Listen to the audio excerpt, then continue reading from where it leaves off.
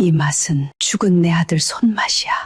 그녀 앞에 서 있던 건 나무를 팔며 살아온 가난한 20살 청년. 그가 내민 간장 나물 한 접시 단 한 젓가락에 팔순 노인의 심장이 멎었습니다. 20년 전 아들과 함께 사라진 300년 종갓집 시간장. 그 맛이 지금 이 낯선 청년의 접시에 그대로 담겨 있었기 때문입니다. 그런데 그 순간 왕 회장의 시선이 청년의 눈빛에 멈췄습니다. 20해 전 잃어버린 아들의 눈빛과 너무도 닮아 있었기 때문입니다. 어째서 나무를 팔던 이 청년의 손에 300년 종가의 비법이 있었을까요? 이 청년은 대체 누구일까요? 안녕하세요. 사연 시작 전 구독과 좋아요 눌러주시고 어디에서 듣고 계신지 댓글 남겨주시면 그곳으로 행운이 가득 깃들길 바라겠습니다. 새벽 4시 반, 인천역 뒤편 재래시장이었습니다. 시장 끝자락 낡은 판자집에서 불빛 하나가 켜졌어요. 20살 청년 강산이 몸을 일으켰죠. 옆자리에는 47 아버지 두식이 자고 있었습니다. 나이가 무색하게 7살 아이 같은 순수함이 얼굴에 묻어 있었어요. 강산은 아버지의 이불을 여며주고 부엌으로 향했죠. 부엌 구석에는 낡고 오래된 항아리 하나가 있었습니다. 아버지 두식은 저 항아리를 목숨처럼 아꼈습니다. 밥을 굶어도 항아리 곁을 지켰어요. 잠을 자다가도 항아리가 안 보이면 울음을 터뜨렸죠. 강산은 그 이유를 알지 못했습니다. 다만 항아리 안에 담긴 검붉은 시간장으로 나물을 무치면 맛이 확 달라진다는 것만 알았어요. 사나 어디야? 방에서 아버지의 떨리는 목소리가 들렸습니다. 강산은 방으로 뛰어갔어요. 아빠, 여기 있어. 나 여기야. 두식은 강산을 보자마자 환하게 웃었죠. 사나, 항아리 있어? 있어, 아빠. 부엌에 잘 있어. 두식은 그제야 안심한 듯 고개를 끄덕였습니다. 시장 사람들 말로는 두식이 20해 전에 어디선가 나타났다고 했어요. 피투성이가 된 채로 갓난아기를 품에 안고 낡은 항아리 하나를 등에 진 채로. 그 갓난아기가 바로 강산이었죠. 두식은 아무것도 기억하지 못했습니다. 자기 이름도 어디서 왔는지도. 20해가 흘렀지만 두식은 여전히 7살 지능이었어요. 하지만 강산을 향한 사랑만큼은 누구보다 깊었죠. 비가 오면 강산에게 우산을 씌워주었습니다. 밥이 부족하면 자기 몫을 산이에게 밀어주었어요. 그 서투른 사랑이 강산을 이만큼 키웠죠. 아침 7시, 시장에 사람들이 모여들기 시작했습니다. 강산은 좌판을 펼치고 나무를 늘어놓았어요. 두식은 그 옆에 쪼그리고 앉아 나무를 다듬었죠. 나물 청년, 오늘 고사리 있어? 단골 손님이 다가왔습니다. 네, 아주머니. 오늘 싱싱한 거 들어왔어요. 강산은 환하게 웃으며 나무를 봉지에 담았어요. 그 모습을 지켜보던 두식이 엄지손가락을 치켜 세웠죠. 산이 잘해. 사나 최고. 아버지의 순수한 응원에 강산의 코끝이 찡해졌습니다. 점심 무렵 시장에 낯선 사람들이 나타났어요. 양복을 빳빳하게 차려입은 사내 서너 명이었죠. 그들 뒤에는 험상궂은 용역 깡패들이 따르고 있었습니다. 앞장선 양복 사내가 확성기를 들었어요. 시장 상인 여러분, 이 지역은 대명식품 재개발 구역으로 지정되었습니다. 상인들 사이에서 웅성거림이 터졌죠. 열흘 안에 자진 철거하시면 보상금 평당 200만 원을 드리겠습니다. 복순 아줌마가 소리쳤어요. 뭐, 땅값이 최소 500은 넘는데 200이 말이 돼? 양복 사내는 콧방귀를 뀌었습니다. 싫으시면 법대로 하시죠. 그의 눈이 시장 끝자락을 향했죠. 저기 판자집은 무허가 건물 아닙니까? 먼저 정리하시죠. 그 말이 떨어지기가 무섭게 용역 깡패들이 강산의 좌판을 향해 걸어왔어요. 뭐예요? 무어가 좌판 철거야. 비켜. 용역 깡패 하나가 강산을 밀쳐냈습니다. 강산이 바닥에 나뒹굴었어요.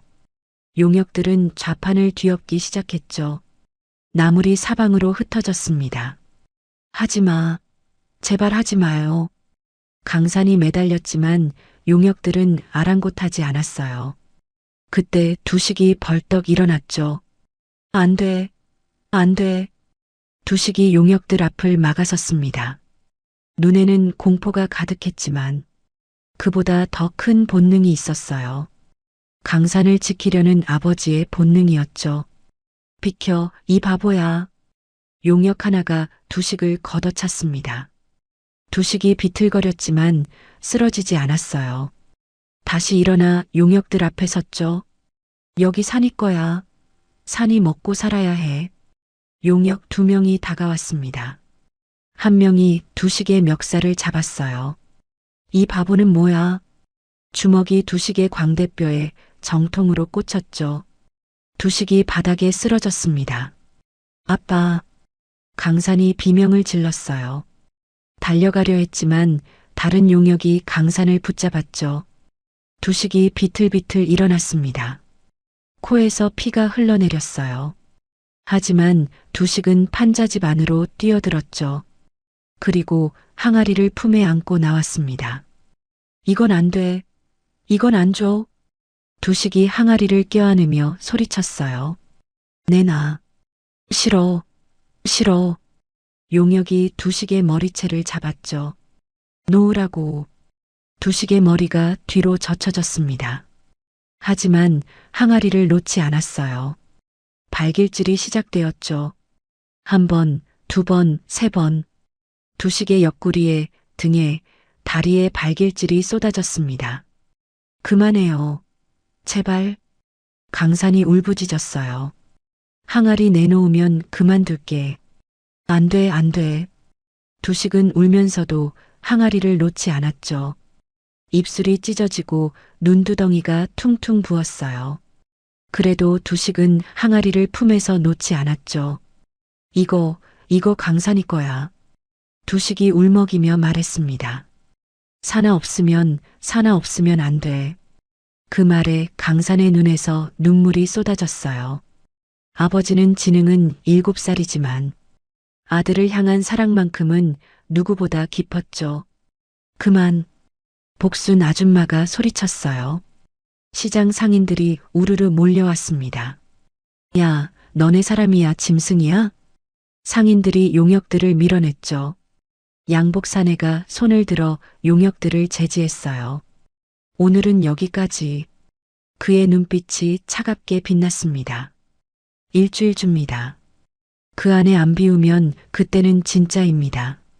양복 사내가 돌아서고 용역들이 뒤를 따랐죠. 강산은 풀려나자마자 아버지에게 달려갔어요. 아빠, 아빠, 사나 지켰어. 아빠가 지켰어. 두식이 이가 빠진 입으로 해맑게 웃었죠. 그 웃음을 본 순간 강산의 가슴이 무너져 내렸습니다. 아빠 미안해. 아빠 미안해. 강산은 아버지를 끌어안고 울었어요. 뜨거운 눈물이 흘러내렸죠. 판자집으로 돌아온 강산은 아버지의 상처를 닦아주었습니다. 약을 바르고 붕대를 감았어요. 아파, 사나. 조금만 참아. 금방 나을 거야. 강산은 눈물을 삼키며 말했죠.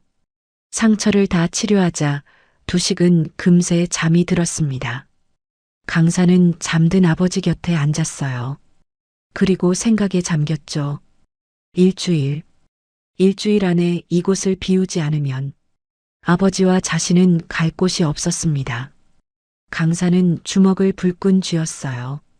그때 바람에 날려온 전단지 하나가 눈에 들어왔죠. 대명식품 요리대회. 우승 상금 1억 원. 강산의 눈이 번쩍 뜨였습니다. 1억 원이면 아버지 병원비도 내고 작은 가게도 차릴 수 있었어요. 더 이상 시장통 구석에서 눈치 보며 살지 않아도 되었죠. 대회 참가 자격, 요리 경력 불문, 나이 제한 없음, 강산의 심장이 뛰기 시작했습니다. 자신에게는 아버지가 지켜준 시간장이 있었어요. 그 간장으로 무친 나물은 누구도 흉내낼 수 없었죠. 아빠, 내가 꼭 우승할게. 강산은 잠든 아버지의 손을 잡았습니다. 아빠가 지켜준 이 항아리로 꼭 우리 자리 되찾을게. 강산의 눈에 결의가 불타올랐어요. 세상은 그들을 비웃었죠. 하지만 강산은 알고 있었습니다. 아버지가 목숨 걸고 지킨 저 항아리 안에 분명 특별한 무언가가 있다는 것을. 밤하늘에 별이 하나둘 떠올랐어요. 항아리는 어둠 속에서 은은하게 빛나고 있었죠. 그리고 그 빛은 20해 전 잃어버린 진실을 향해 조금씩 다가가고 있었습니다. 과연 강산은 대회에서 우승할 수 있을까요? 아버지가 목숨 걸고 지킨 항아리의 비밀은 무엇일까요?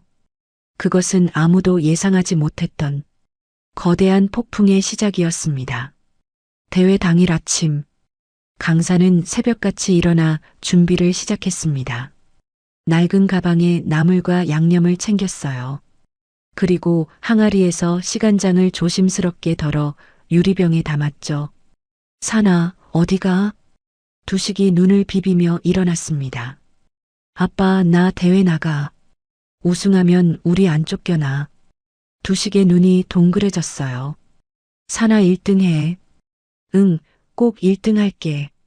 두식이 주머니를 뒤적거렸습니다. 그리고 구겨진 1,000원짜리 지폐 한 장을 꺼냈어요. 사나 배고프면 밥 사 먹어. 강산의 눈시울이 붉어졌죠. 아버지가 어디서 구했는지 모를 1,000원. 그 한 장에 담긴 마음이 너무나 컸습니다. 고마워, 아빠. 잘 다녀올게. 버스를 3번 갈아타고 2시간을 달렸어요.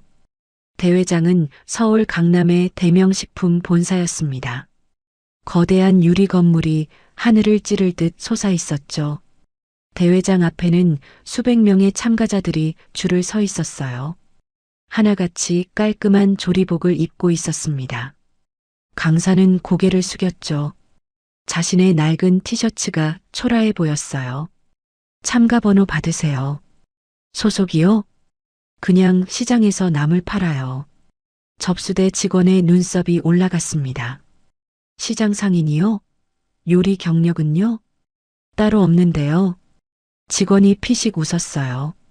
뒤에 줄 선 참가자들 사이에서도 웃음이 터졌죠. 나물 장수가 요리 대회에 나왔대. 저런 애가 뭘 안다고. 수군거리는 소리에 얼굴이 화끈거렸습니다. 하지만 강산은 이를 악물었어요. 아버지의 얼굴이 떠올랐죠. 예선 경기가 시작되었습니다. 주제는 자유요리. 제한 시간 1시간 안에 한 가지 요리를 만드는 것이었어요. 다른 참가자들은 화려한 재료를 꺼내 들었죠. 한우 등심, 랍스터, 송로버섯. 이름만 들어도 비싼 식재료들이었습니다. 강산은 가방에서 나물을 꺼냈어요. 고사리, 도라지, 시금치, 콩나물. 주변 참가자들이 비웃었죠. 저게 뭐야, 나물이잖아. 반찬 만들러 왔나 봐. 저걸로 뭘 만들겠다는 거야? 강산은 신경 쓰지 않았습니다. 묵묵히 나물을 손질하기 시작했어요. 고사리의 질긴 끝을 다듬었죠. 도라지는 소금물에 주물러 쓴맛을 뺐습니다. 시금치는 끓는 물에 살짝 데쳤어요. 20해 동안 시장에서 나물을 다뤄온 솜씨였죠. 그리고 마지막으로 강산은 유리병에서 시간장을 꺼냈어요. 검붉은 액체가 병 밖으로 나오는 순간 깊고 그윽한 향기가 퍼지기 시작했죠. 마치 오래된 장독대에서 풍기는 냄새 같았습니다. 세월의 무게가 느껴지는 향이었어요. 강산은 그 간장을 나물에 조금씩 넣었죠. 아버지가 가르쳐준 대로 정성스럽게 무쳤습니다. 나물 무침이 완성되었어요. 소박하기 그지없는 모습이었죠. 화려한 플레이팅도 특별한 장식도 없었습니다. 심사위원들이 강산의 테이블 앞에 섰어요. 이게 뭡니까? 심사위원장이 코웃음을 쳤죠. 나물 무침입니다. 대명식품 요리대회의 나물 무침을 심사위원들 사이에서 실소가 터졌습니다. 다른 심사위원이 유리병을 들어 올렸어요. 이 간장은 뭡니까? 색깔이 왜 이래요? 심사위원의 얼굴이 찡그러졌죠. 이거 상한 거 아닙니까? 썩은 물 같은데. 아닙니다. 이건 시간장이에요. 아버지가 지켜온 거예요. 탈락입니다. 다음 참가자. 심사위원장이 손을 저었습니다. 잠깐만요. 한 번만 맛봐주세요. 볼 것도 없어요. 나가세요. 제발요. 강산의 눈에 눈물이 맺혔어요. 경비, 이 참가자 좀 내보내요. 경비원 2명이 강산에게 다가왔습니다. 이렇게 끝나는 건가? 아버지가 목숨 걸고 지킨 간장을 아무도 맛보지 않고 그때였어요. 잠깐. 나지막하지만 위험 있는 목소리가 대회장에 울렸습니다. 대회장 뒤편에서 한 노부인이 걸어오고 있었죠. 지팡이를 짚고 천천히 하지만 당당하게. 왕금옥 회장, 대명식품의 창업주의자 현 회장이었습니다. 회장님, 심사위원들이 허둥지둥 인사를 올렸어요. 그 간장 좀 보여주겠니? 금옥이 강산에게 다가왔죠. 강산은 얼떨결에 유리병을 내밀었습니다. 금옥이 병마개를 열었어요. 순간 노부인의 얼굴이 굳어졌죠. 코끝을 스치는 향기.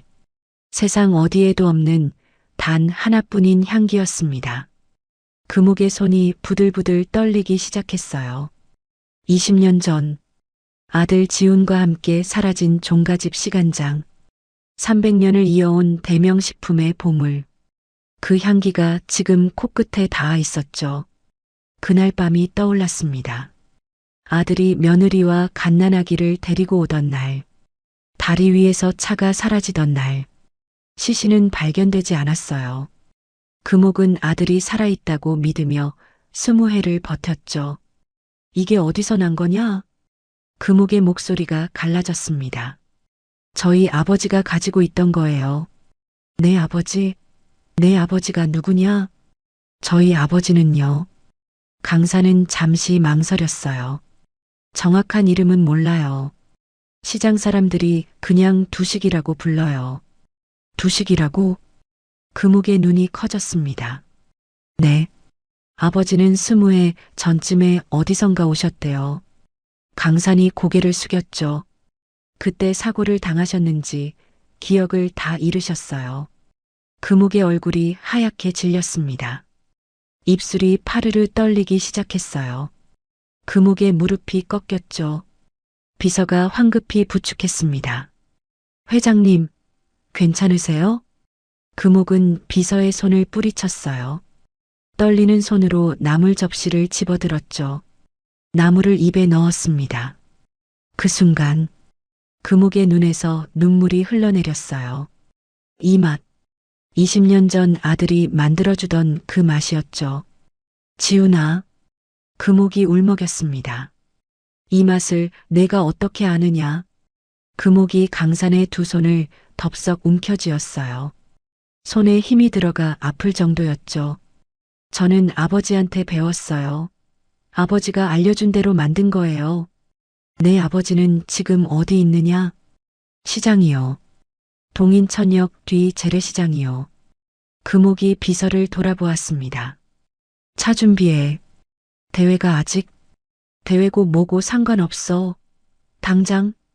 금옥은 강산의 손을 꽉 잡았어요. 나를 내 아버지한테 데려다 다오. 제발. 70대 재벌 회장이 20살 청년에게 애원하고 있었습니다. 눈물을 줄줄 흘리면서 강산은 영문도 모른 채 고개를 끄덕였죠. 검은 승용차가 인천을 향해 달렸습니다. 강산은 창밖을 바라보았어요. 서울의 고층 빌딩들이 스쳐 지나갔죠. 옆에 앉은 노부인은 계속 눈물을 흘리고 있었습니다. 지훈아, 지훈아. 금옥의 입술이 파르르 떨렸어요. 주름진 손이 무릎 위에서 꽉 쥐어져 있었죠. 강사는 알 수 없었습니다. 이 노부인이 왜 아버지의 간장을 보고 우는 건지, 지훈이라는 이름은 또 누구인 건지. 차는 시장을 향해 달리고 있었어요. 20년간 숨겨진 진실을 향해. 과연 금옥은 시장에서 무엇을 발견하게 될까요? 바보 아빠 두식의 정체는 무엇일까요? 그것은 아무도 예상하지 못했던 충격의 시작이었습니다. 검은 승용차가 인천 재래시장에 도착했습니다. 금옥은 차에서 내리자마자 걸음을 재촉했어요. 지팡이를 짚고 비틀거리면서도 멈추지 않았죠. 이쪽이에요. 강산이 앞장섰습니다. 좁은 골목을 지나고 생선 비린내가 진동하는 업한장을 지났어요. 시장 끝자락에 낡은 판자집이 보였죠. 슬레이트 지붕은 곳곳이 깨져 있었습니다. 벽은 골판지와 비닐로 덕지덕지 막혀 있었어요. 금옥의 발걸음이 멈췄죠. 판자집 앞, 누더기 같은 옷을 입은 남자가 쪼그리고 앉아 있었습니다. 햇볕 아래서 나무를 다듬고 있었어요. 저 뒷모습, 20년 전 아들의 뒷모습과 똑같았죠. 아빠, 강산이 달려갔습니다. 산아, 산이 왔어? 두식이 고개를 들었어요. 해맑게 웃으며 손을 흔들었죠. 금옥은 그 자리에 얼어붙었습니다. 20년 만에 보는 아들의 얼굴. 주름이 생기고 살이 빠졌지만 분명 자신의 아들이었어요. 지훈아. 금옥의 입에서 신음이 새어나왔죠. 하지만 두식은 금옥을 알아보지 못했습니다. 오히려 낯선 사람에게 겁을 먹었어요. 산아, 저 할머니 누구야? 무서워. 두식이 강산 뒤로 숨었죠. 그 모습을 본 금옥의 가슴이 무너져 내렸습니다. 20해 전의 지훈은 이렇지 않았어요. 명문대를 수석으로 졸업했죠. 영어, 프랑스어, 일본어를 유창하게 했습니다. 새벽마다 어머니에게 요리를 해주며 환하게 웃던 아들. 그 아들이 지금은 어머니를 무서워하며 숨고 있었어요. 내 새끼가 왜? 금옥이 지팡이를 내던졌습니다. 그리고 두식에게 달려가 끌어안았어요. 지훈아, 으앙, 무서워. 두식이 겁에 질려 울음을 터뜨렸죠. 발버둥을 치며 금옥의 품에서 빠져나오려 했습니다. 지훈아, 엄마야. 엄마 모르겠니? 금옥이 두식의 얼굴을 두 손으로 감쌌어요. 두식은 고개를 갸웃거렸습니다. 엄마, 나 엄마 없는데. 나한테는 산이만 있어. 두식이 강산을 가리켰어요. 산이가 밥도 주고 산이가 이불 덮어줘. 산이가 내 가족이야. 그 말에 금옥의 심장이 찢어졌어요. 20년 동안 아들은 기억을 잃고 이 누추한 판자집에서 살고 있었습니다. 금옥은 그 자리에 주저앉았어요. 나를 못 알아보는구나. 금옥의 통곡이 시장 골목에 울려 퍼졌습니다. 시장 사람들이 하나둘 모여들었어요. 저 할머니 누구야? 두식이한테 왜 저래? 복순 아줌마가 물었죠. 어르신, 누구세요? 이 아이가 20해 전에 잃어버린 내 아들이에요. 시장 사람들이 술렁였습니다. 금옥은 천천히 두식에게 다시 다가갔어요. 지훈아, 배고프지? 맛있는 거 먹으러 갈래? 두식의 눈이 반짝였습니다. 진짜? 산이도? 응, 산이도. 두식이 환하게 웃었어요. 가자. 두식이 금옥의 손을 잡았습니다. 20년 만에 잡아보는 아들의 거칠고 갈라진 손이었죠.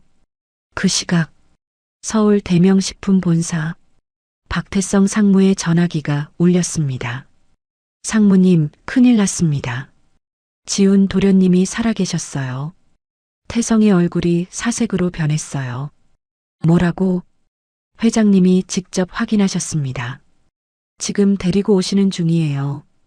태성의 손이 부들부들 떨렸습니다. 20해 전 그날 밤, 다리 위에서 벌인 일이 떠올랐어요. 지훈의 차를 들이받았죠. 차가 다리 아래로 떨어지는 것을 확인했습니다. 기억도 없고 지능도 낮아졌다고. 태성의 눈이 번뜩였어요. 20년 전 일을 기억하지 못한다는 것이었죠. 하지만 언제 기억이 돌아올지 모릅니다. 그리고 DNA 검사를 하면 지훈이 진짜 살아있다는 게 증명되면 20년간 쌓아온 모든 것이 무너질 수 있었어요. 태성은 책상 서랍을 열었습니다. 그 안에는 오래된 서류 봉투가 있었죠. 20해 전 사고 현장 사진, 위조된 사망 진단서, 매수한 경찰의 서명. 증거를 없애야 해. 20년 전 자료들 다 폐기해. 네, 알겠습니다. 태성은 전화를 끊고 창밖을 바라보았어요. 서울 시내가 한눈에 내려다 보이는 전망이었습니다. 이 자리, 이 권력. 20년 전 지훈을 제거하고 얻은 것들이었죠. 다시 빼앗길 수는 없어. 태성이 이를 악물었습니다. 바보든 뭐든 살아있으면 안 돼. 저녁 무렵 검은 승용차가 강남의 대저택 앞에 도착했습니다. 강사는 눈이 휘둥그레졌어요. 영화에서나 보던 대저택이었죠. 높은 담장에 둘러싸인 정원, 분수대와 조각상이 늘어선 진입로. 강사는 자신의 낡은 티셔츠를 내려다보았습니다. 시장 비린내가 배어있는 초라한 행색이 부끄러웠어요. 여기가 어디야, 사나? 두식이 강산의 옷자락을 잡았습니다. 낯선 곳이 무서운 듯 주눅이 들어 있었죠. 아빠, 괜찮아. 내가 옆에 있잖아. 강산은 자신도 확신이 없으면서 아버지를 달랬어요. 저택 현관문이 열리자 하인들이 몰려 나왔어요.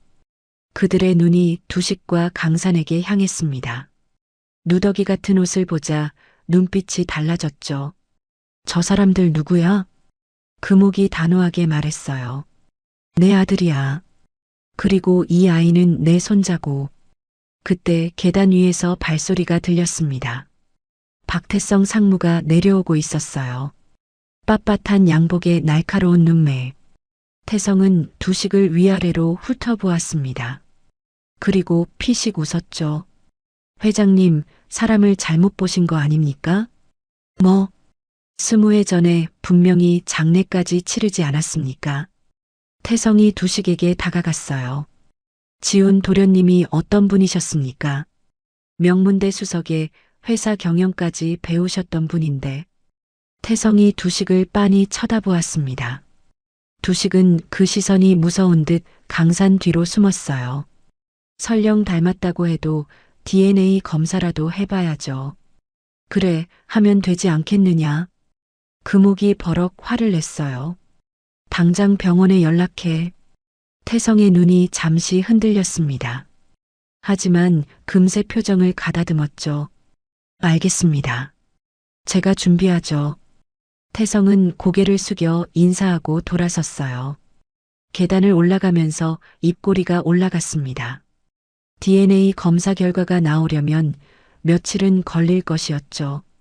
그 전에 손을 쓰면 되었어요. 이 두 사람을 다시 쫓아내는 건 어렵지 않을 것이었습니다. 강사는 태성의 뒷모습을 바라보았어요. 등줄기에 소름이 돋았습니다. 저 사람의 눈빛, 차갑고 날카로운 눈빛, 아버지를 바라볼 때 스쳤던 살기 같은 것. 강사는 분명히 보았어요. 저 사람은 뭔가를 숨기고 있었습니다. 그리고 그것은 아버지와 관련된 것이었죠. 밤이 깊어가고 있었어요. 저택의 불빛이 하나둘 꺼져갔습니다. 그리고 어둠 속에서 무언가가 꿈틀거리고 있었죠. 과연 강산과 두식은 이 저택에서 살아남을 수 있을까요? 저택에서의 첫날 밤이 밝았습니다. 강산은 눈을 뜨자마자 낯선 천장을 바라보았어요. 시장통 판자집과는 다른 세상이었죠. 하지만 이곳은 가시방석이었습니다. 아침 식사 시간. 식탁 맞은편에서 박태성의 아내 민정이 두식을 노려보았어요. 민정이 두식을 위아래로 훑어보더니 인상을 찡그렸어요. 고모님, 저 사람 좀 어떻게 안 돼요? 밥맛 떨어지게. 민정이 손수건으로 코를 막았습니다. 시장 냄새가 여기까지 나잖아요. 강산의 주먹이 움켜쥐어졌어요. 민정아. 금옥이 젓가락을 내려놓았습니다. 눈빛이 차갑게 변했죠. 한 번만 더 그런 소리 하면 이 집에서 쫓아낼 줄 알아. 두식은 그 분위기가 무서웠는지 강산의 옷자락을 움켜쥐었어요. 산아, 저 아줌마 무서워. 괜찮아, 아빠. 내가 있잖아. 아침 식사가 끝난 후 민정이 하인을 불렀어요. 옥순이 데려와. 잠시 후 한 여자가 들어왔습니다. 40 초반쯤 되어 보였어요. 고개를 푹 숙인 채 조용히 서 있었죠. 민정이 손가락으로 두식을 가리켰습니다. 쟤네 수발 좀 들어줘. 금옥이 한숨을 쉬었습니다. 옥순아, 미안하구나. 부탁한다. 저녁이 되었습니다. 민정의 지시로 두식과 강산은 별채에서 밥을 먹게 되었어요. 화려한 본체와 달리 별채는 초라했습니다. 옥순이 저녁 밥상을 들고 별채로 왔어요. 문을 열고 들어오던 옥순의 발걸음이 멈췄습니다. 방 안에 앉아있는 두식의 얼굴이 보였죠. 순간 옥순의 몸이 굳어졌어요. 심장이 멈추는 것 같았습니다.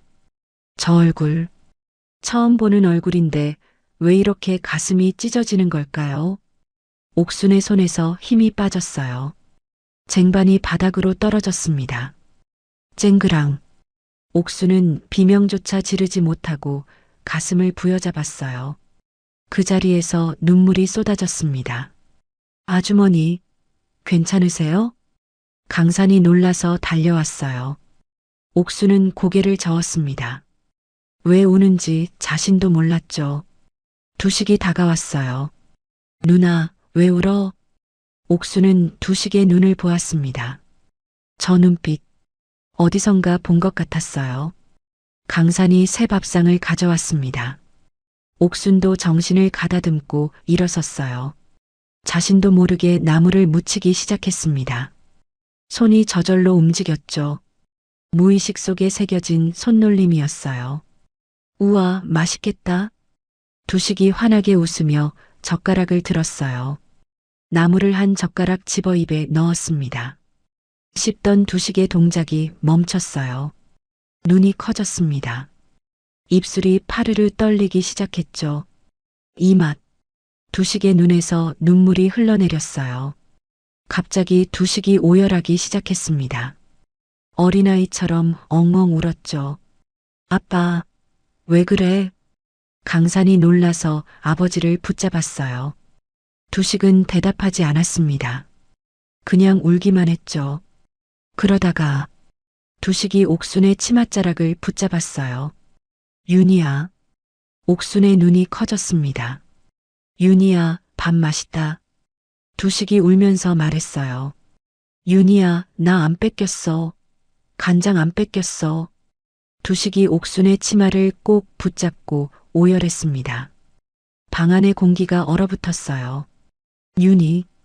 그 이름을 듣는 순간 옥순의 머릿속에 통증이 휘몰아쳤습니다. 하얀 드레스, 교회 종소리, 환하게 웃는 남자, 그리고 윤희야, 사랑해라는 목소리. 옥순은 머리를 감싸쥐었어요. 고통스러운 신음이 새어나왔습니다. 아주머니. 강산이 옥순을 붙잡았어요. 그때 별채 문이 벌컥 열렸습니다.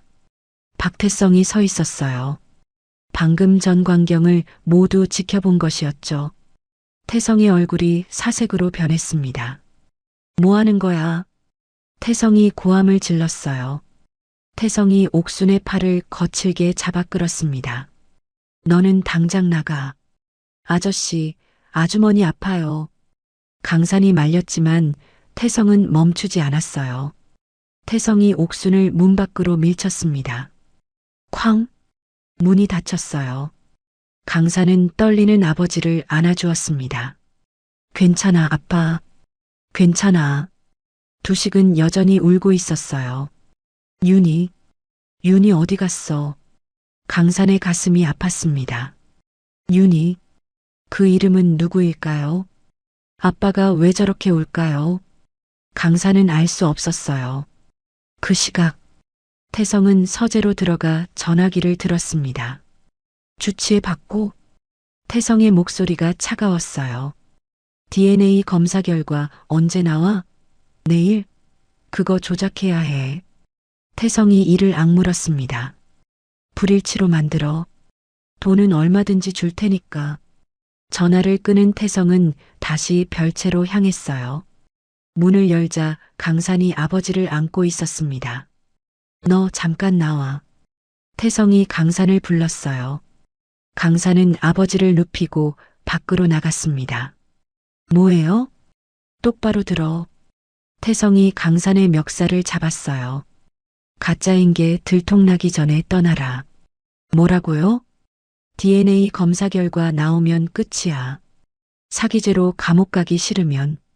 태성의 눈이 차갑게 빛났습니다. 강산은 태성의 손을 뿌리쳤어요. 저희는 사기꾼 아닙니다. 그건 검사 결과가 말해주겠지. 태성이 비웃었습니다. 경고했다. 내일까지 안 떠나면 각오해. 태성이 돌아섰어요. 강산은 그 뒷모습을 노려보았습니다. 한밤중이 되었어요. 강산은 잠을 이룰 수 없었습니다. 조용히 방을 나와 복도를 걸었어요.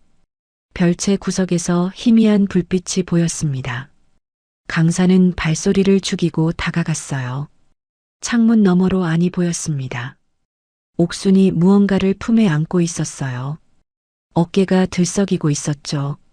소리 없이 울고 있었습니다. 강산은 눈을 가늘게 떴어요. 옥순이 품에 안고 있는 것. 그건 강산의 낡은 티셔츠였습니다. 낮에 세탁실에 벗어놓은 그 옷이었죠.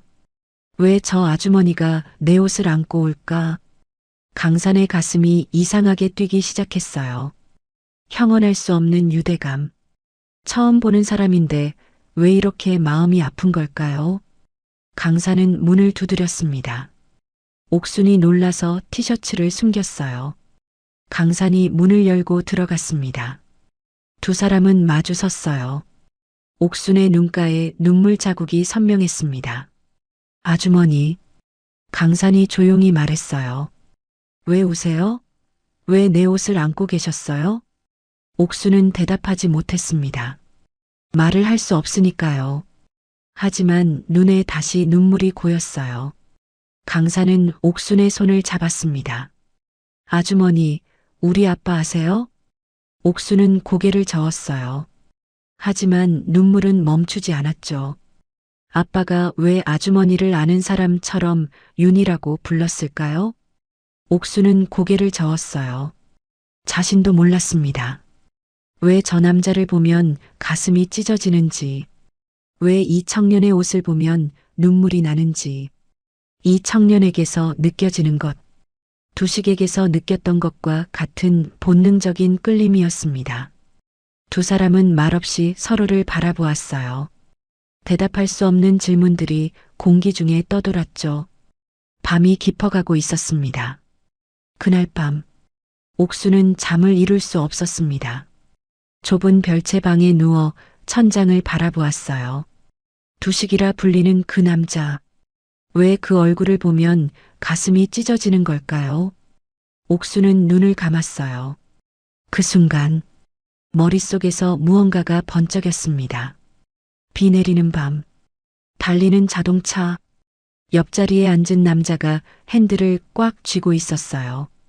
뒷좌석에는 갓난아기가 울고 있었죠. 뒤에서 헤드라이트 불빛이 다가왔습니다. 쿵! 뒤에서 뭔가가 들이받았어요. 룸미러에 비친 얼굴, 광기 어린 눈으로 쫓아오는 남자, 박태성이었습니다. 항아리 내놔. 태성의 차가 다시 들이받았어요. 차가 벼랑 끝 가드레일을 들이받았습니다. 그 순간 남자가 옥순을 밀어냈어요. 윤희야, 아이를 지켜. 그리고 어둠, 차가운 물. 옥순이 벌떡 일어났습니다. 온몸이 땀으로 젖어 있었어요. 그놈이 우리를 죽이려 했어. 20년 전의 기억이 파도처럼 밀려왔습니다. 박태성이 시간장 항아리를 빼앗으려고 차를 들이받은 거였어요. 옥순의 두 손이 부들부들 떨렸습니다. 또 다른 기억이 떠올랐어요. 20회 전물에서 건져졌을 때 태성이 옥순 앞에서 말했습니다. 넌 남의 집 아들을 꼬셔서 도망친 여자야. 내 때문에 그 사람이 죽었어. 옥순은 아무것도 기억나지 않아 그 말을 믿었어요. 왕 회장님이 널 알면 당장 감옥에 보낼 거야. 그날부터 옥순은 왕 회장을 피해 다녔습니다. 그런데 진실은 달랐어요. 태성이 자신들을 죽이려 한 거였습니다. 남편은 죽은 게 아니라 바보가 된 거였죠. 그리고 왕 회장은 며느리는 죽었다는 태성의 거짓말에 속아 눈앞에 옥순을 그저 식모로만 본 거였어요. 20회 동안 시어머니와 며느리는 한 지붕 아래 살면서 서로를 몰라봤습니다. 옥순의 눈에서 눈물이 흘러내렸어요. 그 악마 같은 놈. 다음 날 오후 태성이 회사에 급한 일이 있다며 외출했습니다. 옥순은 그 모습을 지켜보다가 조용히 본체로 향했어요. 태성의 서재. 20회 동안 한 번도 들어가 본 적 없는 곳이었죠. 문이 잠겨 있지 않았습니다. 옥순은 안으로 들어가 책상 서랍을 뒤졌어요. 바닥에 작은 금고가 있었습니다. 책상 위 달력 뒤에 적힌 숫자 4자리를 입력했어요. 철컥. 금고가 열렸습니다. 안에 작은 상자가 있었어요. 뚜껑을 열자 옥순의 숨이 멎었습니다. 은반지 한쪽이 들어 있었어요. 20회가 지났지만 피 자국이 선명했죠.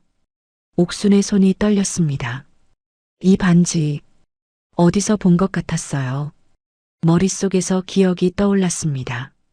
결혼식 날 남편이 손가락에 끼워준 반지. 윤희야, 이 반지는 한 쌍이야. 내 반지랑 내 반지. 남편이 환하게 웃었어요. 우리처럼 영원히 함께하자는 뜻이야. 이건 남편의 반지였습니다. 태성이 사고 현장에서 가져간 거였어요. 전리품처럼 보관해온 거였죠. 옥순의 눈에서 눈물이 쏟아졌습니다. 여보. 옥순은 반지를 가슴에 품었어요. 그때 복도에서 발소리가 들렸습니다. 옥순은 재빨리 금고를 닫았어요. 반지만 손에 쥔 채 서재를 빠져나왔습니다. 다행히 아무도 보지 못했어요. 옥순은 별채로 돌아왔습니다. 손에 쥔 은반지를 바라보았어요. 남편의 반지. 20회 만에 다시 만난 남편의 흔적.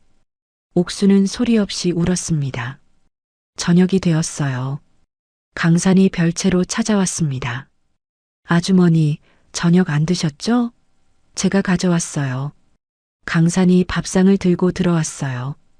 옥순은 강산을 바라보았습니다. 그 순간 옥순의 눈이 강산의 목에 머물렀어요. 목걸이. 강산의 목에 뭔가가 걸려 있었습니다. 옥순은 다가갔어요. 강산의 목걸이를 자세히 보았습니다. 은반지였어요. 옥순의 심장이 멈추는 것 같았습니다. 손에 쥔 반지와 강산의 반지. 똑같은 디자인이었어요. 옥순은 떨리는 손으로 자신의 반지를 꺼냈습니다. 강산의 목에서 반지를 빼달라고 손짓했어요. 이거요? 왜요? 강산은 의아했지만 목걸이를 벗었습니다. 옥순은 두 반지를 나란히 놓았어요. 손이 떨렸습니다. 두 반지를 맞대어 보았어요. 찰칵. 두 반지가 맞물렸습니다. 마치 하나였던 것처럼 완벽하게 한 쌍이 되었어요. 옥순의 눈이 커졌습니다. 머릿속에서 기억이 폭발했어요. 갓난아기. 사고 직전 뒷좌석에서 울던 아기. 그 아기의 포대기에 반지를 꿰어 넣었습니다. 물속에서 아기를 밀어 올리면서 살아야 해. 제발 살아야 해. 그리고 의식을 잃었어요. 옥순의 온몸이 떨렸습니다. 이 반지를 가지고 있다는 것은 아주머니, 왜 그러세요? 강산이 걱정스러운 얼굴로 물었습니다. 옥수는 강산의 얼굴을 바라보았어요. 눈, 코, 입. 남편 지훈의 얼굴이 겹쳐 보였습니다. 이 아이가 그날 밤 품에 안고 있던 아기, 내 아들. 옥순의 입술이 파르르 떨렸어요. 20해 동안 굳어버린 목에서 피 맺힌 소리가 새어나왔습니다. 옥순이 강산을 끌어안았어요. 아주머니? 강산은 깜짝 놀랐습니다. 옥순의 어깨가 들썩였어요. 소리 없는 울음이었습니다. 옥순의 입이 움직였어요. 말이 나오지 않았습니다. 하지만 입모양으로 알 수 있었죠. 내 아들, 사나. 강산은 그 입모양을 보았습니다. 심장이 쿵 내려앉았어요. 지금 뭐라고 하신 거예요? 옥수는 강산의 얼굴을 두 손으로 감쌌습니다. 눈물 범벅이 된 얼굴로 강산을 바라보았어요. 입이 다시 움직였습니다. 엄마. 강산의 눈이 커졌어요. 엄마라고요? 옥수는 고개를 끄덕였습니다. 그리고 두 반지를 강산에게 보여주었어요. 맞물린 두 반지. 한 쌍이 된 반지. 강산의 머릿속이 하얘졌습니다. 이 반지가 제가 버려졌을 때 가지고 있던. 강산은 알고 있었어요. 20해 전 시장통에서 발견되었을 때 포대기에 이 반지가 꿰어져 있었다는 것을 두식 아버지가 그걸 목걸이로 만들어 주었죠. 그럼 아주머니가 저를 낳은. 강산의 목소리가 떨렸습니다. 옥수는 다시 고개를 끄덕였어요. 강산의 눈에서 눈물이 흘러내렸습니다. 엄마. 강산이 옥순을 끌어안았어요. 엄마. 강산의 울음이 터져 나왔습니다. 20해 동안 엄마가 없는 줄 알았어요. 기억을 잃은 아빠만 있는 줄 알았죠. 그런데 엄마가 살아 있었습니다. 이 저택에서 식모로 살면서. 엄마. 강산은 옥순을 끌어안고 울었습니다. 옥순도 강산을 껴안고 울었어요. 소리 없는 울음. 하지만 그 어떤 울음보다 처절했죠. 두 사람은 한참을 끌어안고 있었습니다. 20해의 세월이 눈물과 함께 흘러내렸어요. 한참 후 강산이 옥순의 손을 잡았습니다. 엄마, 그럼 아빠도. 옥순은 고개를 끄덕였어요. 박상무가 그랬죠? 그놈이 엄마 아빠한테 그런 짓을 한 거죠? 옥순은 고개를 끄덕였습니다. 그리고 손짓으로 설명했어요. 20해 전 그날 밤 태성이 차를 들이받아 벼랑 아래로 밀었다고. 시간장 항아리를 빼앗으려고 그랬다고. 강산의 주먹이 부들부들 떨렸습니다. 옥수는 강산의 손을 꼭 잡았습니다. 두 사람의 눈빛이 마주쳤어요. 분노와 결의가 담긴 눈빛이었습니다. 20해 전 모든 것을 빼앗은 악마. 모자는 손을 꼭 맞잡았습니다. 그날 밤 태성은 비밀리에 외국인 투자자를 만났습니다. 서울 시내 한 호텔 스위트룸. 박상무, 대명식품의 시간장 균주만 넘겨주시오. 외국인이 말했어요. 로열티로만 매년 수천억을 드리겠소. 태성의 눈이 반짝였습니다. 대명식품의 시간장에는 비밀이 있었어요. 200년 전통의 특수균주, 맛의 씨앗이라 불리는 것이었죠. 20해 전에도 태성은 이 균주를 팔려 했습니다. 하지만 왕 회장이 막았어요. 전통은 돈으로 파는 게 아니다. 그래서 태성은 시간장을 들고 도망친 지훈을 제거했죠. 그런데 지훈이 살아 돌아왔습니다. 그것도 그 시간장 항아리를 가지고. 다음 날 아침 왕 회장이 가족들을 모두 불러 모았습니다. DNA 검사 결과가 나왔다. 지훈이가 내 아들임이 확인되었다. 태성의 심장이 철렁 내려앉았어요. 분명히 조작하라고 시켰는데. 그리고 나는 오늘부로 대명식품의 지분을 지훈이에게 승계하겠다. 어머님, 지훈 도련님은 아무것도 모르잖아요. 민정이 소리쳤어요. 지훈이 기억은 언젠가 돌아올 거야. 대명의 주인은 지훈이다. 태성의 손이 부들부들 떨렸습니다. 20해 동안 공들인 것이 물거품이 될 판이었어요. 그날 저녁, 태성은 서재에서 전화를 걸었어요. 김 사장, 별채에 있는 바보놈 오늘 밤에 데려가. 그리고 그놈 아들한테서 시간장 항아리 위치를 알아내. 태성이 이를 악물었습니다. 그 항아리만 손에 넣으면 다 끝나. 그날 밤, 비가 내리기 시작했습니다. 강사는 별채에서 아버지와 함께 있었어요. 두식이 잠들어 있었습니다. 강사는 아버지의 얼굴을 바라보았어요. 20해 전 모든 것을 빼앗긴 아버지, 모든 기억을 잃고 살아온 아버지. 강산의 가슴이 아팠습니다. 그때 별채 문이 벌컥 열렸어요. 검은 옷을 입은 남자 셋이 들이닥쳤습니다. 뭐야? 강산이 소리쳤어요. 시끄러워. 남자 하나가 강산을 밀쳤습니다. 다른 남자들이 잠든 두식을 끌어냈어요. 아빠. 강산이 달려들었습니다. 하지만 남자에게 주먹을 맞고 쓰러졌어요. 가만 있어. 남자가 강산의 머리채를 잡았습니다. 시간장 항아리 어디 있어? 뭐라고요? 그 항아리 어디 숨겼냐고. 강산의 눈이 커졌어요. 박상무. 그놈이 보낸 사람들이었습니다. 몰라요. 강산이 소리쳤어요. 진짜 모른다고. 거짓말 마. 남자가 강산의 얼굴을 발로 걷어찼습니다. 흑. 강산이 바닥에 쓰러졌어요. 두식이 눈을 떴습니다. 사나? 두식이 버둥거렸어요. 하지만 남자들이 두식을 꽉 잡고 있었죠. 저 바보 차에 태워. 남자 하나가 지시했습니다. 두식이 끌려나갔어요. 아빠. 강산이 일어나려 했습니다. 하지만 남자가 다시 강산을 걷어찼어요. 퍼. 뼈가 부서지는 것 같았습니다. 빗속에서 검은 승용차가 별채 앞에 서 있었습니다. 차 안에서 두식이 창밖을 바라보았어요. 별채 앞마당에서 강산이 막고 있었습니다. 산아, 우리 산이. 두식이 울부짖었어요. 산이 때리지 마. 제발.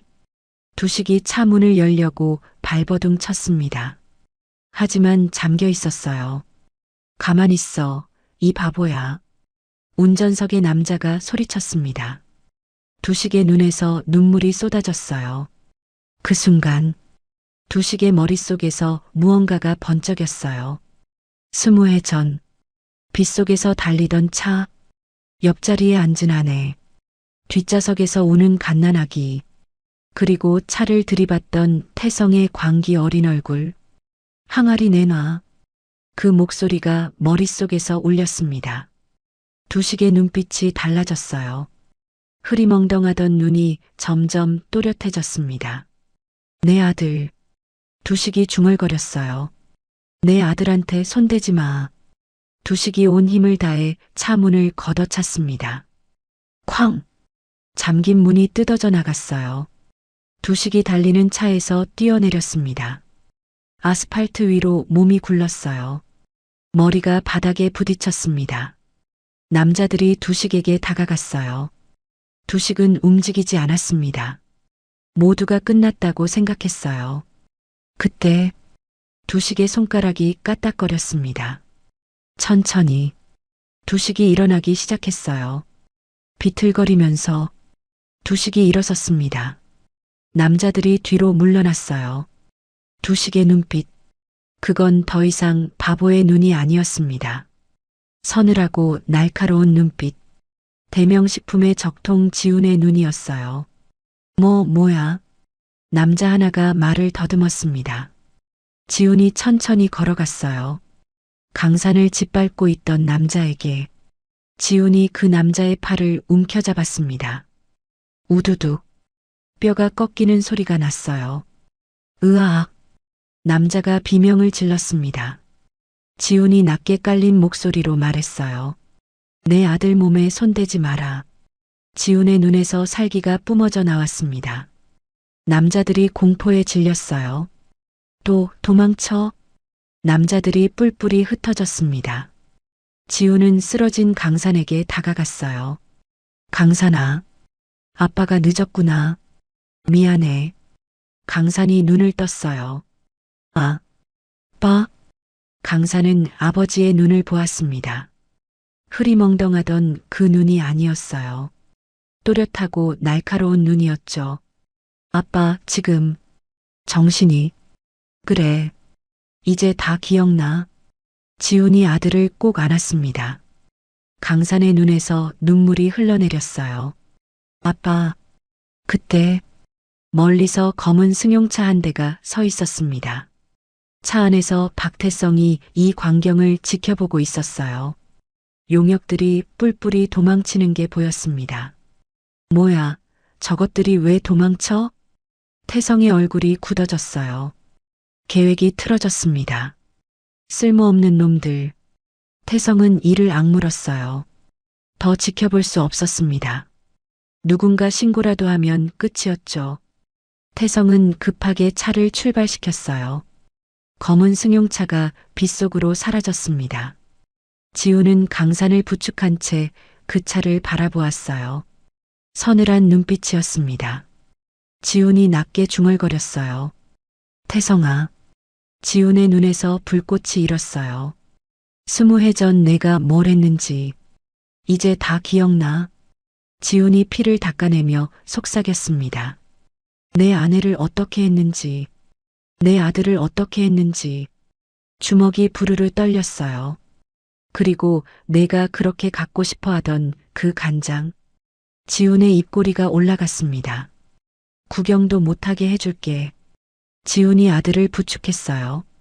가자, 강산아. 아버지와 아들이 빗속을 걸어갔습니다. 비가 점점 거세졌습니다. 하지만 폭풍은 이제 시작이었어요. 지훈의 복수가 시작되었습니다. 다음 날 아침, 저택식당에 가족들이 모였습니다. 금옥이 상석에 앉았어요. 태성과 민정이 맞은편에 앉았죠. 그때 식당 문이 열렸습니다. 지훈이 들어왔어요. 어리숙한 표정, 흐리멍덩한 눈. 어젯밤 그 서늘한 눈빛은 온데간데 없었습니다. 배고파. 지훈이 환하게 웃으며 자리에 앉았어요. 태성의 눈이 가늘어졌습니다. 어젯밤 본 게 환영이었을까요? 분명히 용역들이 도망치는 걸 봤어요. 그리고 지훈이 일어나는 것도. 하지만 지금 눈앞에 지훈은 영락없는 바보였습니다. 형님, 밥 맛있어요? 태성이 시험하듯 물었어요. 응, 맛있어. 지훈이 밥을 입에 우겨 넣으며 대답했습니다. 태성은 고개를 갸웃거렸어요. 역시 환영이었나? 어젯밤 너무 긴장해서 헛것을 본 게 분명했죠. 태성의 어깨에서 긴장이 풀렸습니다. 그때 지훈의 눈이 잠깐 태성을 스쳤어요. 서늘한 빛이 번쩍였습니다. 하지만 태성은 밥을 먹느라 그걸 보지 못했죠. 한편 주방에서는 옥순이 설거지를 하고 있었습니다. 강산이 조용히 다가왔어요. 엄마. 강산이 낮은 목소리로 속삭였습니다. 어젯밤 아빠가 다 말해줬어요. DNA 검사 결과 어떻게 된 건지. 옥순이 고개를 끄덕였어요. 며칠 전 옥순은 병원 주치의를 찾아갔었습니다. 태성이 DNA 검사를 조작하라고 지시한 그 주치의를요. 옥순은 쪽지를 건넸어요. 당신이 20년 전 사고 은폐에 가담한 증거가 있다. 검사 결과를 조작하면 경찰에 넘기겠다. 주치의의 얼굴이 사색으로 변했습니다. 결국 주치의는 진짜 결과를 냈어요. 지훈과 금옥의 DNA가 일치한다는 결과를요. 강사는 그 이야기를 들으며 고개를 끄덕였습니다. 엄마가 다 해놓으셨구나. 20해 동안 이 저택에서 태성의 비밀을 다 보고 들어왔죠. 점심시간이 되었습니다. 식당에 다시 가족들이 모였어요. 하인이 뜨거운 국을 날랐습니다. 지훈 앞에 국이 놓였어요. 그때 태성이 자리에서 일어났습니다. 형님, 제가 국 좀 떠드릴까요? 태성이 지훈에게 다가갔어요. 손에 국그릇을 들었습니다. 조심하세요. 뜨거우니까. 태성의 입꼬리가 살짝 올라갔어요. 그리고 태성의 손이 기울어졌습니다. 뜨거운 국물이 지훈의 무릎을 향해 쏟아지려는 순간 지훈의 손이 번개처럼 움직였어요. 태성의 손목을 낚아챘습니다. 국그릇이 공중에서 멈췄어요. 뭐야? 태성이 놀라서 소리쳤습니다. 지훈이 태성의 손목을 비틀었어요. 우두둑. 태성이 고통에 얼굴을 찡그렸습니다. 지훈이 태성의 귀에 입을 가져다 댔어요. 아주 낮은 목소리로 속삭였습니다. 태성아. 태성의 눈이 커졌어요. 그 목소리, 바보의 목소리가 아니었습니다. 국이 식었다. 지훈이 피식 웃었어요. 20년 전 그날 밤처럼. 차갑네. 태성의 얼굴이 사색으로 변했습니다. 쉿. 지훈이 손가락을 입술에 가져다 댔어요. 지훈이 손을 놓았습니다. 그리고 다시 바보의 표정을 지었어요. 국 쏟을 뻔했네. 위험해. 지훈이 바보같이 웃었습니다. 태성아 괜찮아? 금옥이 물었어요. 네. 괜찮습니다. 태성이 더듬거리며 대답했습니다. 손이 부들부들 떨렸어요. 지훈이 기억을 되찾았습니다. 그것도 완벽하게. 그리고 숨기고 있었어요. 바보인 척 연기하면서 태성의 등에서 식은 땀이 흘러내렸습니다. 저녁이 되었어요. 태성은 서재에 틀어박혀 있었습니다. 어떡하지? 어떻게? 태성이 머리를 쥐어뜯었어요. 지훈이 모든 걸 기억하고 있었습니다. 20해 전 자신이 한 짓을, 차를 들이받아 벼랑 아래로 밀었던 것을, 증거를 없애야 해. 태성이 금고를 열었어요. 비자금 장부와 외국 투자자와의 계약서, 이것들이 발각되면 끝이었습니다. 이것들을 치워야. 그때 서재 문 밖에서 인기척이 났어요. 태성이 재빨리 금고를 닫았습니다. 문을 열자 지훈이 서 있었어요. 태성아, 나 심심해. 지훈이 바보같이 웃었습니다. 놀아줘. 태성의 눈이 가늘어졌어요. 형님, 지금 바쁘니까 나중에요. 싫어. 지금 놀아줘. 지훈이 떼를 썼습니다. 태성은 어쩔 수 없이 지훈을 데리고 거실로 갔어요. 하지만 태성이 떠난 서재, 그 안에는 강산이 숨어 있었습니다. 아버지가 태성을 유인하는 동안 강산은 서재로 잠입했어요. 강산이 금고 앞에 섰습니다. 비밀번호는 엄마가 알려줬어요. 숫자를 입력했습니다. 철컥. 금고가 열렸어요. 안에 서류 봉투가 있었습니다. 강산이 봉투를 열었어요. 비자금 장부. 20해 동안 태성이 빼돌린 회사 돈의 기록이었습니다. 이게 얼마야? 강산의 눈이 커졌어요. 수백억이었습니다. 또 다른 서류가 있었어요.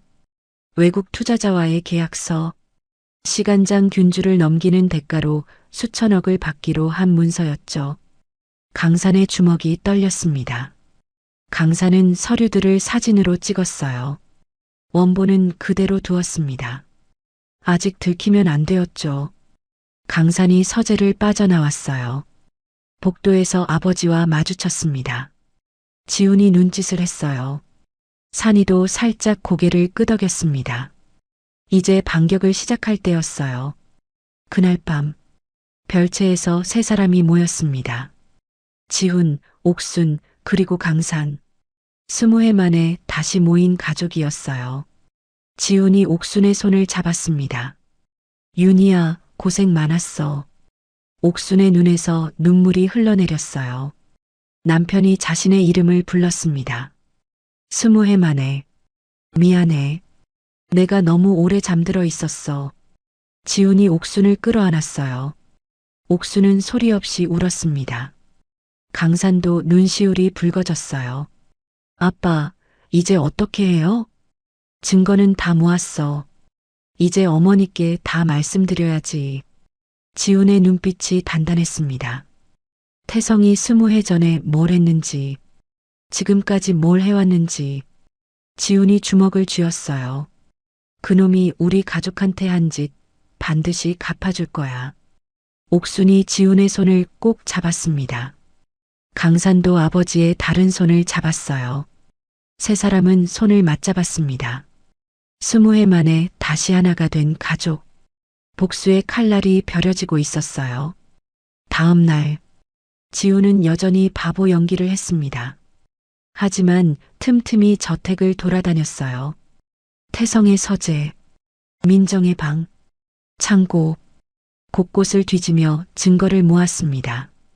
태성이 뇌물을 준 관리들의 명단, 불법 거래 녹음 파일, 위조된 서류들, 모든 것이 하나씩 드러났어요. 태성은 그런 지훈을 의심의 눈으로 지켜보았습니다.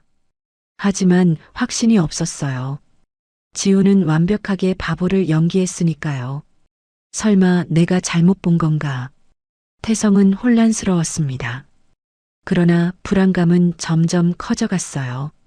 뭔가 잘못되고 있다는 느낌, 덫에 걸려들고 있다는 느낌. 태성의 손이 떨렸습니다. 한편 금옥은 이상한 낌새를 눈치채고 있었어요. 아들 지훈이 달라 보였습니다. 바보같이 웃고 있지만 가끔 눈빛이 달랐어요. 설마 내 아들이 돌아온 걸까? 금옥은 조용히 지훈을 지켜보기로 했습니다. 며칠이 지났어요. 지훈은 충분한 증거를 모았습니다. 이제 진실을 밝힐 때가 왔어요. 내일이다. 내일 모든 걸 끝낸다. 지훈이 강산에게 말했습니다. 준비됐어요, 아빠. 지훈이 아들의 어깨를 잡았어요. 고맙다. 20해 동안 아빠를 지켜줘서. 강산의 눈에서 눈물이 흘렀습니다. 부자는 서로를 끌어안았어요. 밤이 깊어갔습니다. 20해 원한의 끝이 곧 다가오고 있었습니다. 왕 회장의 팔순 생신날이 밝았습니다. 저택 대연회장에 수백 명의 하객이 모여들었어요. 금옥이 상석에 앉았습니다. 그때 박태성이 연단 위로 올라갔습니다. 손에 검은 항아리를 들고 있었어요. 오늘 회장님의 팔순을 맞아 특별한 선물을 준비했습니다. 태성이 항아리를 높이 들어 올렸어요. 20해 전 잃어버린 시간장을 제가 찾아냈습니다. 하객들 사이에서 박수가 터져 나왔습니다. 태성은 의기양양했어요. 이 항아리만 인정받으면 대명식품을 손에 넣을 수 있었죠. 회장님, 이 시간장을 바칩니다. 태성이 금옥 앞에 무릎을 꿇었어요. 그때 연회장 문이 벌컥 열렸어요. 모든 시선이 문 쪽으로 쏠렸습니다. 세 사람이 서 있었어요. 맨 앞에 선 남자, 완벽한 검은 수트를 차려입고 있었습니다. 머리를 단정하게 빗어넘기고 서늘한 눈빛으로 연회장을 훑어보았어요. 더 이상 바보 두식이 아니었습니다. 대명식품의 적통, 박지훈이었어요. 그 옆에는 단아한 한복을 입은 여자가 서 있었습니다. 옥순이었어요. 아니, 이제는 진짜 이름으로 불러야 했죠. 윤희. 그녀의 뒤에는 강산이 서 있었어요. 당당한 후계자의 모습이었습니다. 연회장이 술렁였어요. 저게 누구야? 도련님 아니야? 저 여자는 식모잖아. 수군거림이 퍼져나갔습니다. 태성의 얼굴이 굳어졌어요. 지훈이 천천히 연단을 향해 걸어갔습니다. 구두 소리가 조용한 연회장에 울렸어요. 지훈이 태성 앞에 섰습니다. 태성이 들고 있는 항아리를 바라보았어요. 그게 시간장이라고? 지훈의 목소리가 차가웠습니다. 형님. 태성의 목소리가 떨렸어요. 지훈이 손을 내밀었습니다. 맛 좀 보자. 태성은 어쩔 수 없이 항아리를 건넸어요. 지훈이 뚜껑을 열었습니다. 손가락에 간장을 묻혀 맛을 보았어요. 순간 지훈의 눈이 차갑게 빛났습니다. 이건 지훈이 피식 웃었어요. 화학 조미료로 범벅된 가짜일 뿐이야. 연회장이 술렁였습니다. 뭐라고? 태성의 얼굴이 사색으로 변했어요. 200년 전통의 시간장? 웃기지 마. 지훈이 항아리를 태성 앞에 내던졌습니다. 이딴 가짜로 어머니를 속이려 했어? 태성의 다리가 후들거렸어요. 그건 진짜 시간장은 여기 있습니다. 강산이 앞으로 나왔습니다. 손에 낡은 항아리를 들고 있었어요. 20해 동안 시장통에서 지켜온 그 항아리였습니다. 강산이 금옥 앞에 무릎을 꿇었어요. 할머니, 이게 진짜예요. 금옥의 눈이 커졌어요. 떨리는 손으로 항아리를 받았습니다. 뚜껑을 열어 냄새를 맡았어요. 깊고 진한 향. 200년 세월이 담긴 향. 금옥의 눈에서 눈물이 흘러내렸습니다. 이게 진짜구나. 아버지가 20해 동안 목숨처럼 지켜온 겁니다. 강산의 눈에도 눈물이 맺혔어요. 태성이 발악했습니다. 거짓말이야. 그 순간 윤희가 태성 앞으로 걸어갔습니다. 천천히 한 걸음 한 걸음 연회장이 조용해졌어요. 모두의 시선이 윤희에게 쏠렸습니다. 윤희가 태성 앞에 섰어요. 20해 동안 닫혀있던 입술이 떨렸습니다. 박태성? 소리가 터져나왔어요. 20해 만에 나온 목소리. 피 맺힌 절규였습니다. 연회장이 얼어붙었어요. 윤희의 눈에서 눈물이 쏟아졌어요. 하지만 목소리는 서슬퍼렇게 날이 섰습니다. 20해 전 그날 밤 윤희가 태성을 노려보았어요. 내가 우리 가족을 죽이려 했어. 태성의 얼굴이 하얗게 질렸습니다. 비 오는 밤 우리 차를 들이받은 게 누구야? 윤희의 목소리가 연회장에 울려 퍼졌어요. 시간장을 빼앗으려고 벼랑 아래로 밀어버린 게 누구냐고. 하객들 사이에서 웅성거림이 커졌어요. 사고가 아니었다고?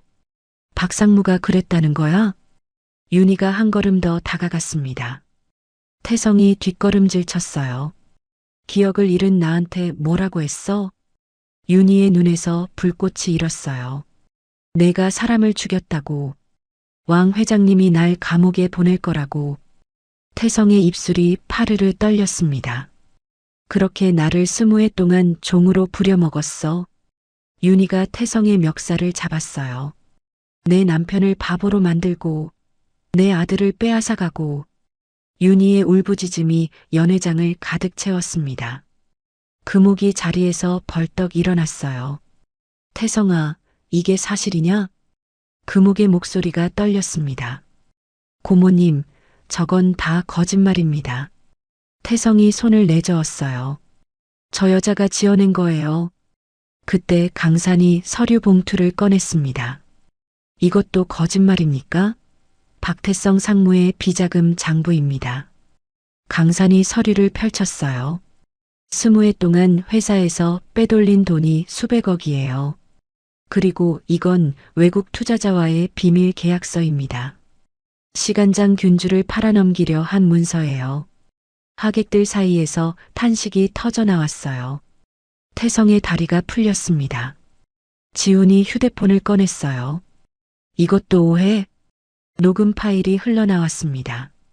20해 전 그날 밤 빗소리 속에서 들리는 목소리. 항아리 내놔. 안 내놓으면 죽여버릴 거야. 쾅! 차가 들이받는 소리와 비명. 연회장이 충격에 휩싸였어요. 태성은 더 이상 변명할 수 없었습니다. 무릎이 꺾이며 바닥에 주저앉았어요. 금옥이 지팡이를 짚고 태성에게 다가갔습니다. 얼굴이 분노로 일그러져 있었어요. 내가 내 아들을 죽이려 했어? 금옥의 목소리가 떨렸습니다. 내 며느리를 20해 동안 종으로 부려먹었어? 지팡이를 든 손이 부들부들 떨렸어요. 금옥이 지팡이를 들어 올렸습니다. 그리고 태성 앞에 놓인 가짜 항아리를 내리쳤어요. 쨍그랑 항아리가 산산조각 났습니다. 검은 간장이 바닥에 쏟아졌어요. 태성의 발등을 적셨죠. 대명 가문에서 금옥의 목소리가 연회장에 울려 퍼졌습니다. 내 이름을 영구 제명한다. 태성의 얼굴이 새하얗게 질렸어요. 고모님, 용서해 주세요. 태성이 금옥의 발 앞에 엎드렸습니다. 한 번만 봐주세요. 제발. 금옥은 차갑게 고개를 돌렸어요. 그때 연회장 문이 열렸습니다. 경찰들이 들어왔어요. 박태성 씨 살인미수 및 횡령 혐의로 체포합니다. 경찰이 태성에게 수갑을 채웠어요. 안 돼, 안 돼. 태성이 발버둥 쳤습니다. 놓으라고. 내가 누군 줄 아는 거야. 하지만 소용없었어요. 태성은 경찰에 끌려나갔습니다. 연회장 밖으로 끌려가면서도 태성은 울부짖었어요. 하지만 지우는 뒤도 돌아보지 않았습니다. 태성의 목소리가 점점 멀어졌어요. 금옥이 지훈을 끌어안았습니다. 20해 동안 어디 있었니? 엄마가 얼마나 찾았는데. 모자는 서로를 끌어안고 울었어요. 윤희도 다가왔습니다. 윤희야, 내가 너무 미안하다. 금옥이 며느리의 손을 잡았어요. 강산도 다가왔습니다. 우리 강산이 이렇게 컸구나. 금옥이 손자의 얼굴을 어루만졌어요. 네 식구가 서로를 끌어안았습니다. 20해 만에 다시 하나가 된 가족. 연회장의 하객들도 눈시울을 적셨어요. 이렇게 20회의 원한이 끝났습니다.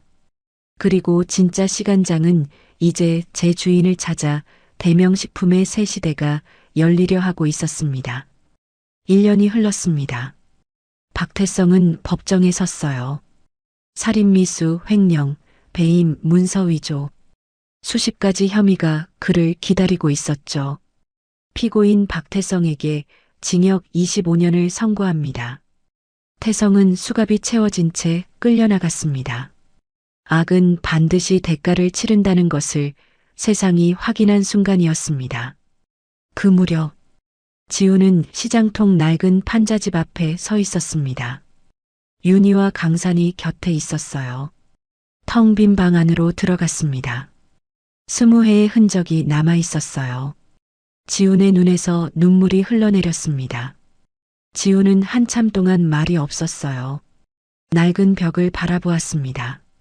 금이 간 거울, 해진 이불, 20회 동안 아내와 아들이 살았던 흔적들이었죠. 지훈의 눈에서 눈물이 흘러내렸어요. 여보, 지훈이 윤희의 손을 잡았습니다. 내가 정신만 차렸어도 말을 잇지 못했어요. 목이 메어서 윤희가 남편의 볼을 쓰다듬었습니다. 당신 잘못 아니야. 아니야. 당신이 그 집에서 얼마나. 지훈의 목소리가 떨렸어요. 윤희가 남편을 끌어안았습니다. 이제 됐어. 이제 다 끝났잖아. 두 사람은 말없이 서로를 안았어요. 강사는 그 모습을 바라보았습니다. 지훈이 아들에게 다가갔어요. 강산의 얼굴을 두 손으로 감싸쥐었습니다. 강산아, 네 아빠. 아빠가. 지훈은 말을 잇지 못했어요. 20회 동안 아들이 겪었을 일들이 떠올랐습니다. 학교도 못 다니고 친구들한테 놀림받고 바보 아빠 뒷바라지 하느라. 지훈의 눈에서 눈물이 쏟아졌어요. 미안하다 아들아. 강산도 울었습니다. 아빠 나는. 강산의 목소리가 떨렸어요. 나는 한 번도 아빠가 창피했던 적 없어. 지훈은 아들을 끌어안고 울었습니다. 윤희도 두 사람을 안았어요. 세 식구는 좁은 판자집에서 한참을 울었습니다. 말이 필요 없었어요. 20회의 그리움이, 20회의 미안함이 눈물이 되어 흘러내렸습니다. 한참 후 지훈이 방 구석을 바라보았습니다. 낡은 항아리가 있었어요. 20회 동안 지켜온 시간장 항아리였지만 이제는 금이 가 있었습니다. 그날 오후 세 식구는 시장 마당에서 깨진 항아리 조각들을 땅에 묻었어요. 잘 가. 20회 동안 우리 가족 지켜줘서 고마워. 지훈이 조용히 말했습니다. 강산도 함께 흙을 덮었어요. 낡은 항아리가 땅속에 묻혔습니다. 슬픔도 함께 묻혔어요. 며칠 뒤 세 식구는 옹기가게 앞에 섰습니다. 크고 작은 항아리들이 줄지어 있었어요. 저기요. 강산이 구석을 가리켰습니다. 투박하지만 단단해 보이는 항아리 하나. 20회 동안 지켜온 그 항아리와 닮아 있었어요. 저걸로 하자. 지훈이 고개를 끄덕였습니다. 세 식구가 함께 항아리를 골랐어요. 새 출발을 위한 새 항아리였습니다. 그래. 우리 가족이 대대로 지키자. 윤희가 두 사람 사이로 팔짱을 꼈습니다. 그러려면 내가 간장 잘 담가야겠네. 세 식구의 웃음소리가 골목에 퍼졌어요. 그로부터 3개월 뒤 대명식품 본사 대강당. 수백 명의 임직원들이 자리를 채웠습니다. 단상 위에 지훈이 섰어요. 검은 정장을 빳빳하게 차려입고 있었습니다. 오늘부로 대명식품의 새 대표이사로 취임합니다. 지훈의 목소리가 대강당에 울려 퍼졌어요. 저는 20회 동안 기억을 잃고 살았습니다. 시장통에서 나무를 팔았고 바보라고 손가락질 받았죠. 지훈의 눈빛이 단단했습니다. 하지만 그 20회가 저를 가르쳤습니다. 진짜 맛이 뭔지, 진짜 정성이 뭔지. 대강당의 침묵이 흘렀습니다. 전임 박태성 상무는 200년 역사를 돈 몇 푼에 팔아치우려 했습니다. 하지만 이제 다릅니다. 지훈이 주먹을 쥐었어요. 대명식품은 정직하게 경영하겠습니다. 비리는 모두 청산합니다. 그리고 우리 전통은 절대 팔지 않습니다. 박수가 터져 나왔어요. 처음엔 몇 명, 이내 수백 명 전원이 기립박수를 쳤습니다. 객석 맨 앞줄. 금옥이 눈물을 훔치고 있었어요. 어머님, 지훈 씨가 해냈어요. 윤희가 시어머니의 손을 잡았습니다. 강산도 객석에서 아버지를 바라보았어요. 시장통에서 놀림받던 아버지가 수백 명 앞에서 연설하고 있었죠. 아빠 멋있어. 강산의 눈에서 눈물이 흘렀습니다. 그날 이후 지훈은 약속을 지켰습니다. 태성이 숨겨놓은 비자금을 모두 찾아냈어요. 뇌물받은 임원들을 해고했습니다. 외국 자본가의 밀약도 전부 파기했죠. 왕 대표님, 이러다 적 많이 만듭니다. 측근이 걱정했어요. 상관없어. 지훈이 웃었습니다. 적을 만들더라도 정직하게 할 거야. 그게 우리 가문의 전통이니까. 윤희도 달라졌어요. 대명식품 전통장연구소. 그곳의 초대 소장이 되었어요. 소장님, 이 간장 맛 좀 봐주세요. 연구원들이 윤희를 찾았습니다. 윤희가 간장을 맛보았어요. 소금이 조금 더 들어가야겠어. 그리고 숙성 기간을 일주일 늘려봐. 네, 소장님. 연구원들이 고개를 숙였습니다. 이제는 대한민국 최고의 장명인으로 불렸어요. 어느 화창한 봄날, 시장 마당에 사람들이 모였습니다. 지훈 가족이 시장 상인들을 초대한 거였어요. 윤희가 직접 담근 시간장, 강산이 무친 갖은 나물, 금옥이 지은 고슬고슬한 밥, 시간장 비빔밥이었습니다. 자, 다들 드세요. 지훈이 환하게 웃었어요. 와, 맛있다. 사람들이 감탄했습니다. 20회 동안 저희 가족 챙겨주신 은혜예요. 지훈이 상인들에게 절을 했어요. 덕분에 제가 여기까지 올 수 있었습니다. 상인들이 손사래를 쳤습니다. 아이고, 뭘 그래요? 우리가 한 게 뭐 있다고. 그러게요. 지훈 씨가 고생한 거지. 사람들 사이에서 웃음꽃이 피었어요. 저택 뒤뜰 장독대. 강산이 아버지 옆에 앉아 있었습니다. 두 사람은 나란히 나무를 다듬고 있었어요. 햇살이 장독대 위로 쏟아졌습니다. 새 항아리가 햇볕을 받아 반짝였어요. 아빠, 강산이 아버지를 바라보았습니다. 우리 진짜 행복하죠? 지훈이 아들의 어깨를 감싸 안았어요. 그래, 너무 행복해.